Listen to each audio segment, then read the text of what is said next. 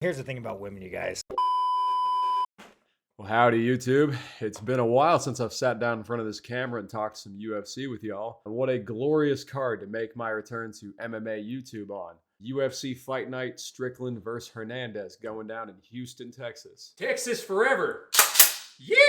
But yeah, UFC's back in Houston in a big way. I mean, for a Fight Night card, this is a pretty sweet lineup. We've got two top 5 middleweights battling it out, likely for the next title shot after Khamzat molests Imavov. So expect to see Strickland or Hernandez get that title shot in like, 2032 at this rate. And we got my boy Jeff Neal, who reps Texas, of course, fighting in the co-main event. But before we hop into the picks, I figured I'd shed some light on where I've been and what I've been up to in the last few months. So if you don't care about that, all good. I've got timestamps below, and you can hop into the breakdowns. For those of y'all still here, thank you, dudes. Sorry I've been gone for so long, boys, but we were not gone for no good reason. I was actually out in Thailand training Muay Thai for about a month, getting ready for my next fight. And before that, I actually had my Street Beefs debut, which should be coming out pretty soon on the Scrapyard channel. So be on the lookout for my dumbass in a boxing match in a cage. We also went over to Bali to get a leg sleeve, and as you can see, that didn't actually happen. I got a third world stomach infection the day of the tattoo appointment, so we're going to have to go back to Indonesia to actually get that one done. So there will be no IRL Indonesia vlogs, but there will be a Street Beefs vlog, and I've also got some training videos to put out from Thailand, so be on the lookout for those. And lastly, we even got in some snowboarding, some very mid snowboarding to cap off 2+ months of travel. So now I'm back in Texas, and I couldn't be more motivated to push out some new videos for you f***ing guys. Now, getting back to the topic of this video, this weekend's UFC card. So first up, we've got the two men headlining this event in the main event. That is the former champion and number 3 ranked Sean Strickland taking on the surging contender, number 4 ranked Anthony Hernandez. Now, here's the thing about this fight, you guys. Sean Strickland is definitively the best opponent Anthony Hernandez has ever faced. That's a fact. That is a fact. Hernandez is on a great streak right now. I believe it's an 8-fight win streak. So the momentum's definitely in the favor of Hernandez. Strickland is on a, well, I wouldn't say a losing streak, but he's coming off one loss to DDP. Before that, he beat Costa, lost to DDP again, and then that was his title win against Adesanya. So he's 3-2 in his last 5, 1-2 in his last 3. But these are fights with Dricus du Plessis, the world champion at the time, and one of those fights was very 50-50, could have gone either way on the scorecards. Whereas Hernandez has been beating the guys put in front of him, of course, but his best win on this streak is probably Brendan Allen, and that's actually a common opponent for the two. He beat Allen in 2025 by decision. Strickland fought Brendan Allen in 2020, so a long time ago, but he did TKO him. I think in this top 5 area, Hernandez can find some success. He is a legit contender, and I think he poses an interesting threat to a lot of these striking heavy guys, but Strickland is not just a striker. I think people really underrate and forget that he can wrestle because he chooses to strike. I mean, we saw this when he fought Alex Pereira. The entire game plan, there's a clip of his coach talking about how the entire game plan was to strike for about 30 seconds and then shoot. And then Strickland, being Strickland, chose not to, and we all know how that ended. He got chamaed. But yeah, Strickland can wrestle. There's a reason he's never been submitted in his 7 pro losses and his 36 pro fights. He really doesn't get held down a lot either. Now, his stance does lead to him getting taken down. It doesn't lend itself to the best takedown defense. A lot of people seem to think Strickland's this brick wall for takedowns. A lot of people haven't really tried to take him down at middleweight. You know, DDP got him down 6 times in their first match, once in the second because he didn't really shoot a whole lot in the second. But he only got 2 minutes of control time in that first match where he got him down 6 times. Strickland tends to get back up, and he doesn't get submitted. With that said, you know, Hernandez is probably the best submission wrestling threat he's had in a long time. I mean, the best wrestler he's ever fought has got to be Usman, but that was back at welterweight in like 2017. So it's hard to know how much stock to put into that. He's evolved a lot as a fighter. But at dog odds, you got to go with Strickland as the value pick, even if you rate this fight as 50-50. I'm going to check real quick what the current odds are.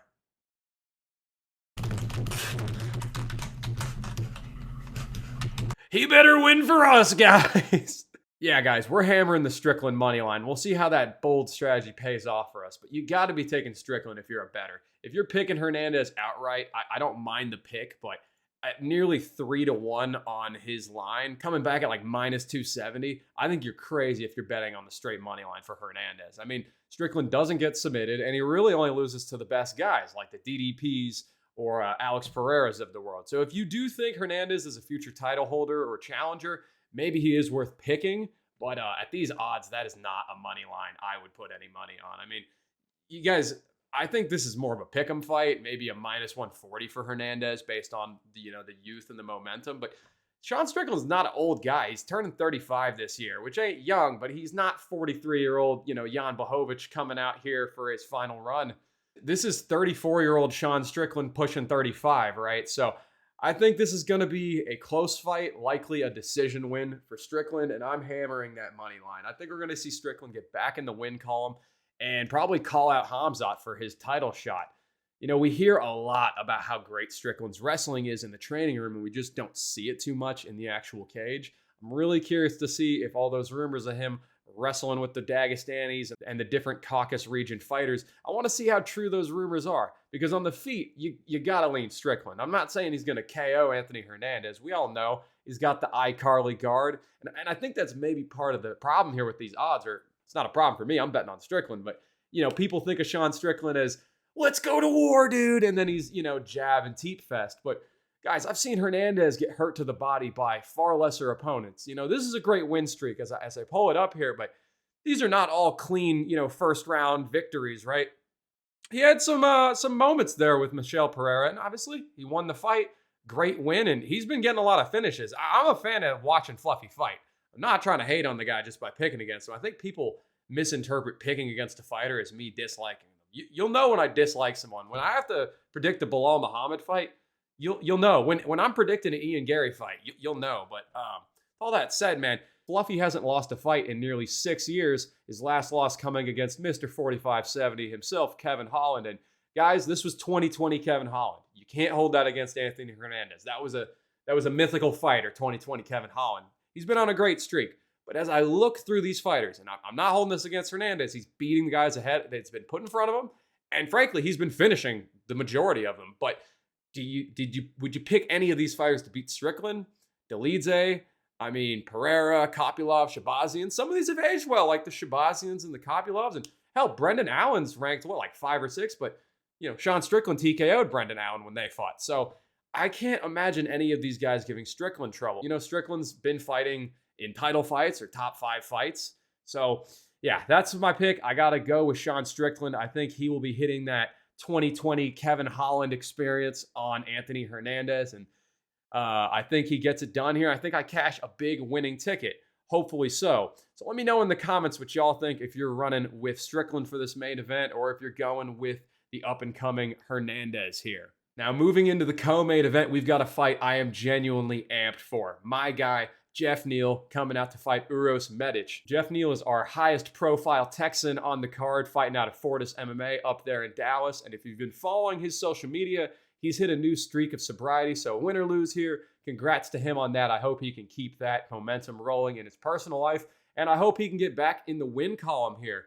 Guys, it's been a tough run of it for Jeff Neal. He got slimed out in his last fight by Carlos Prates, which no shame in that, honestly, but that was only in August. It hasn't been a crazy long layoff, so hopefully we don't see any issues with his chin. He's never really been a chinny guy, and he got put out by a spinning elbow, but, fighters can age real harshly fight to fight when they take big damage. And Uros Medic, the Serbian Chad, can definitely throw bombs, but we have not seen Medic fight at anywhere near this level of competition. This is a step down for Neal, who is 1-3 in his last 4. But let's look at those 4 opponents. You've got Carlos Prates, Ian Gary, and Shavkat Rakhmonov as the 3 losses. So that's the next guy to fight for the title, the guy that would be fighting for the title if he wasn't injured, and everyone's favorite top 5 welterweight, Carlos Prates. He did beat RDA, which is a great name, but, a bit past his prime, so I don't know how much stock to give him on that. And the wins before it, Luque and Ponzinibbio. Also, some guys are a bit over the hill. But when you look through, Jeff Neal has fought a lot of the best guys. Let's not forget, I love to bring this up. He did beat Bilal Muhammad back in the day. The GOAT, Bilal Muhammad. So I got to lean with the Texan here, Jeff Neal, to get it done against Uros Medic. I think he's too high level for a guy like Medic at this point in their careers. I think Jeff's going to show the superior striking as this fight's likely to play out on the feet. And I will probably throw him in a parlay at minus 225. And speaking of the odds, it's a great time to bring up the sponsor of today's video, me. I don't have any sponsors, guys. This channel has like 2,000 subs. If you want to help me out with a personal sponsorship of a like on the video, go ahead and smack that button. It's free. And while you're there, subscribe if you're not already subscribed. Now, moving down the card, we've got a fighter that I have been very high on recently, Costa, getting a step up in competition against Dan Ige. Now, I've got the ultimate respect for Dan Ige. Let's not forget, this is the man who stepped up on like 16 hours against Diego Lopez, who's now fought for the title twice, although probably only should have fought for it once, for being honest. That aside, Dan Ige is a dog, but I'm going to be taking Costa in this fight to beat Dan Ige, and I'm going to say by decision. I know a lot of people are thinking of Costa as a KO guy because of that amazing head kick he had against Morgan Charrier, which was beautiful, but even if he landed that head kick on Dan Ige, he probably wouldn't KO him because Dan Ige, if you don't know, is from Hawaii, and I don't know what's up with Hawaiians or just really Pacific Islanders in general, but the Samoans, the Tongans, the Maori, man, these fools don't get knocked out. They're like ocean Mexicans. You know, Dan Ige has shown time and time again that he is a dog, but I don't think he is the most technical fighter. And I hate to say it because I like Dan Ige, but I got to go with the more up-and-coming, surging Acosta, whose name is so hard to say. I'm pretty sure I just added a vowel to his last name. Costa, whatever. He's on a 5-fight win streak. I think he makes it 6 with a decision win over Dan Ige, who has never been KO'd in his 10 career losses. He's actually never been submitted either. So I'm definitely going to say decision. Costa has a pretty even split of KO, TKO, submission, or decision. But yeah, we're going to be going with a decision win for Costa over Dan Ige. And at minus 210, I might sprinkle him into a parlay with Jeff Neal. Next up, we have got the heavyweights, Sergey Spivac versus Ante Delija. Now, everyone's been crapping on heavyweight lately, and well, for good reason, but this is actually a pretty fun matchup. Ante Delija was pretty hyped until he lost to Waldo with that weird eye poke reset kind of meme KO. And Sergey Spivac has, been around, wins and loses. There's a certain level of competition that beats Spivac, and there's a certain level that he will kick down to the lower end of the rankings to the unranked guys. And you got to ask yourself, where does Ante fit into this heavyweight division? Is he the type to actually surpass Spivac and then probably lose to those top fivers, the athletic heavyweights? Or is he a guy who's going to sit at the lower end of the rankings? And I tend to lean towards Delija can get it done. I mean, if he keeps it on the feet, he's obviously going to be able to beat up Spivac. But there is a chance Sergey just takes him down here and polar bears him. That is a real possibility, and you see that in the odds being almost an even pick. So I'll go with the Croatian here at minus 145, but I wouldn't be confident firing off money on him. All right, moving on to probably the least known guys on this main card, Jacoby Smith versus Josiah Harrell. If you don't know these guys, I don't blame you. Smith has had 2 UFC fights and a contender fight, whereas Josiah is making his debut straight to the UFC, no contender series, no tough. But they are on the main card for a reason. Both of these guys are a perfect 11-0 in their career, and someone's O has got to go. On top of that, they're both finishers. Between them, they're both 11-0. They got 22 combined fights. Only 3 decisions in those 22 victories in that combined record. So I expect fireworks from these 2 young welterweights. If I'm being fully honest, I wasn't aware of this newcomer to the UFC before I did the tape study for this video, but watching some of his regional fights, particularly his LFA performances and CFFC, this guy definitely deserves his opportunity in the UFC, and I'm glad they're throwing him in here, but they did not do him any favors with this first matchup being Jacoby Smith. Jacoby Smith has been impressive so far in his UFC tenure and obviously has more high-level experience under his belt. He also has a decent size advantage, that being Smith, and this isn't a hometown fight for Smith, but he does train out of Dallas at Fortis MMA, so a bit of a home state advantage here in the Lone Star State over here. Yeah, speaking of Fortis MMA, he is a welterweight, and that means he has been training with Jeff Neal in preparation for this fight. So he's got a much more experienced, higher level guy to help him in the training room, to spar with, to maybe mentor him through this process. So you got to go with Jacoby Smith. He is a minus 275, which isn't the most appealing line against another 11-0 contender. So, well, not contender, up and comer, I should say. So I don't think I'll be smacking that minus 275, but I'll definitely have my eyes on this fight, as you'll likely see one of these, if not both of these guys, push towards the rankings one day. I'm pretty excited to see what Smith does here in the UFC. And now for our main card opener, a fight I will absolutely be betting on. We have got Michel Pereira versus Zachary Reese. If you don't know Zachary Reese, this is another Texas boy, and I will be smacking his money line. I believe it's at plus 133 right now. Nope, it has actually moved slightly. Plus 135, same shit. So Zachary Reese versus Michel Pereira. Why am I excited for this fight? Well, if you don't know Zachary Reese, I bet you know Michel Pereira, and he has fun fights. That is who he is. I mean, he doesn't really hit the cartwheels and the backflips as much anymore. He kind of focuses on winning, which was a sad but good decision for his career, as you can see with his record since he started taking things a bit more seriously. But as of late, he has not been doing great. He's coming into this fight on a 3-fight losing streak, albeit to some pretty good fighters. The first of that losing streak, the guy who broke his 8-fight winning streak, being the main eventer, Anthony Hernandez. Then he lost to Abus Magomedov, which ain't a horrible loss, and then Kyle Dawkins, who, in all fairness, has had a bit of a resurgence here. But we've seen him get KO, TKO'd a bit now in his career with 3 losses. And Zachary Reese, man, this guy can hit hard. He's got a Muay Thai background. You see it from the sock yants on his back. And I actually personally know some guys who happen to train with him out in Houston. You know, he is a hometown guy. He fights out of Shiner, Texas. At least that's what it says on his Tapology. He's training at War Training Center, doing some cross training over at some of the other gyms in that North Houston area. Shout out Sammy's Muay Thai, H-Town, baby. So yeah, I expect Zachary Reese to get it done here. I could definitely see a KO, TKO, or a decision win. I'm going to pick him to win by KO here over Pereira. I think he can be hurt. It's really just a matter of can Zachary Reese put his paws on him, because I think if he does, he will be able to hurt the Brazilian. Now, it's not that often that Pereira has had to fight against guys who are bigger than him, but Reese is pretty huge for this weight class, man. He's 6'4" with a 77-inch reach, so he will have the size advantage against the Brazilian. And I was going to say the youth advantage because I thought Pereira was a lot older than he is. But yeah, he's actually only a year older than Zach Reese. I guess I just thought he was older because he's had 47 professional MMA bouts, but he's just been a real active guy and got started with fighting pretty early, whereas Zach Reese is fairly inexperienced for his age, you could say, with only 13 pro bouts. Funny enough, looking back at his record, he actually fought and lost to Kevin Holland in 2012 at Cowboys Extreme Fighting.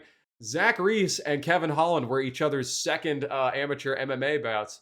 Another Kevin Holland reference going down in this video. He really is Mr. 4570, Mr. Texas. So shout out Kevin Holland, man. So I'll be taking Zach Reese at the slight underdog odds, and I may do a prop bet on the KO, TKO, depending on what those look like. Those lines haven't dropped at the time of the recording of this video. And with that, we have closed out the main card. Now, moving into the prelims, there are some good bouts here, and I think some places for bets. If you're new here, I don't actually give out picks for every prelims fight, and that is because I do tape study for each and every pick that I give, and I don't feel like watching tape for the unranked women's flyweights. All right, and if you're wondering why, it's because I don't hate myself.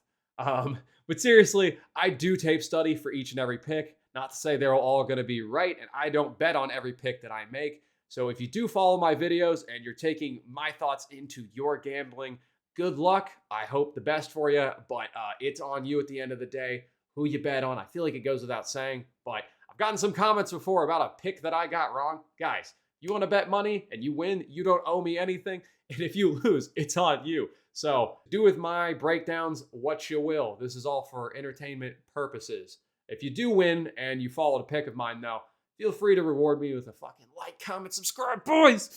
So closing out the prelims, we're going to have my guy, Chidi Njokuani, taking on Carlos Leal. Now, I'm going to just admit this out front. I have bias towards Chidi, not only because I've trained at the gym that he came up at there in Richardson, Texas, but also because he has one of the coolest fight styles in the game, if you ask me, because he is a true Muay Thai striker in MMA. And you'll see that trend with me wanting to pick those guys with my breakdown for Zach Reese. I mean, I am a Muay Thai fighter myself, albeit an amateur, nowhere near the level of these UFC fighters. That goes without saying. But yeah, I've got a bit of a Texas bias and a Muay Thai bias. But with that said, I really do think Chidi should be able to win this fight. I mean, Carlos Leal is a guy who will oblige in that striking battle. And I just think Chidi is a bit more crisp on the feet. Now, I do worry a bit about his chin.